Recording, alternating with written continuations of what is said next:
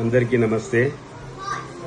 మీరు కోరుకున్నట్టు రేపు మన పాములపర్తి రామారావు గారు వరంగల్కి వస్తున్నారు.